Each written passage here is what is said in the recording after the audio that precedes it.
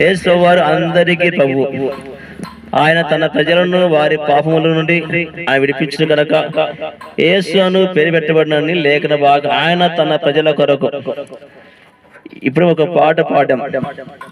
నీ జీవము ఏ పాటిది, ఒకనాడిది విడవలను, అంతలో కనబడి అంతలో మాయమైపోయి ఆవిరి వంటిది.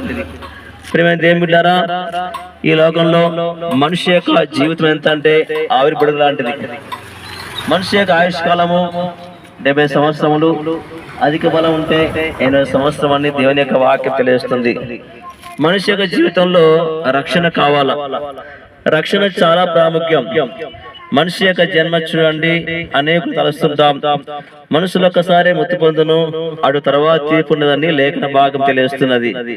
దేవుడు ప్రేమతో పిలుస్తున్నాడు. దేవుని బిడ్డలారా, ప్రయాసపడి భారం మోసుకొంచున్న సమస్త జనులారా, నా యొద్దకు రండి, నేను మీకు విశ్రాంతి కలుగుతుందని చెప్పి. విశ్రాంతి, ఈ లోకంలో విశ్రాంతి కావాలి, సంతోషం కావాలి, సమాధానం కావాలి, నెమ్మది కావాలి.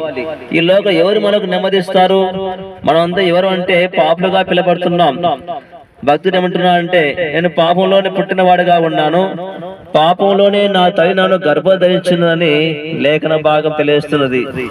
ఏ భేదము లేదు, అందరూ పాపం చేసి దేవుడు అనుగ్రహించి మహిమని పొందలేకపోతున్నారు. దేవుని బిడ్డలారా, గ్రామస్తులారా, చిన్నవారి మొదలుకొని పెద్దవారి వరకు అనేకులు మనం ఎలా పిలబడుతున్నాం అంటే ఒక పాపిగా ఎంచబడ్డాం. పాపం అంటే ఏమిటో కాదు పెద్దలారా, అయ్యలారా, చిన్నపిల్లలారా, పెద్దలారా జ్ఞాపకం చేసుకోండి. పాపం అంటే ఏమిటో కాదు. అబద్ధం ఆవుట, దొంగతనం చేయుట, మంచి పనులు చేయకపోవడము, చెడ్డ పనులు చేయడము. గుడ్డివాడు దారిపై నడుస్తున్నాడు, ఆ గుడ్డివాడు గుంత ఉన్నది తెలియదు, అది చెప్పకపోవడం కూడా పాపం అంట. అంటే మానవుడు ఎలా ఉన్నాడంటే పాపలోకంలో పడిపోయిన వారంగా ఉన్నాం. ఈ పాపలోకంలో పడిపోయిన మానవునికి రక్షణ లేదు. ఎందుకంటే కన్నా పాపము చే ప్రతి వాడును ఆజ్ఞ అతిక్రమించును. ఆజ్ఞ అతిక్రమే పాపమని లేఖన భాగం తెలియజేస్తున్నది. ఈ పాపాలు క్షమించబడాలంటే మనం ఏమి చేయాలా?